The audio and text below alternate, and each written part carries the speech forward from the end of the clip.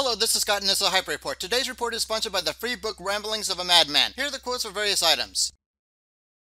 First, access denied. U.S. spy bosses have denied a request from Chancellor Angela Merkel to look at her secret NSA file. Well, Angela, now you know what it means to be an American. Of course, this type of slap in the face will help further strengthen ties between Germany and Russia. Next, gas prices. According to Rick Rule, despite rapidly increasing U.S. and Canadian oil output, the oil price is stubbornly high because of the decline in the output of various large oil-producing nations like Mexico, Venezuela, Indonesia, and Ecuador. Next, taxpayer data at risk. According to a report by the GAO, the IRS computing systems are vulnerable to unauthorized access, alteration, and disclosure. The IRS may have the same level of pathetic computer security safeguards as the Obama-Rec website after they fixed it. Of course, Obama is trying to reduce his neglect of job responsibility by calling for wage transparency.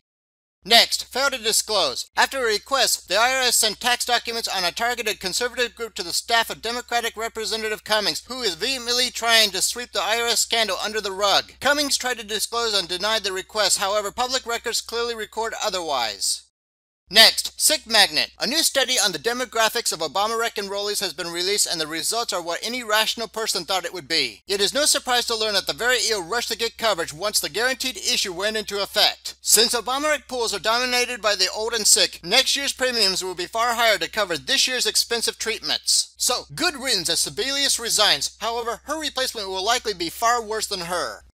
Next, ATF orders. The ATF is planning to take possession of a 160-pound shipment of plastic explosives and blasting wire, not by enforcement seizure, but by a purchase order. So, will we see ATF officials all gussied up in suicide vests soon?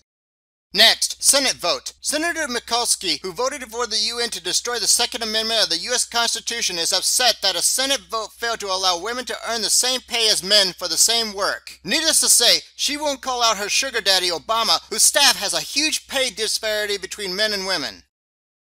Finally, please prepare now for the escalating economic and social unrest. Good day.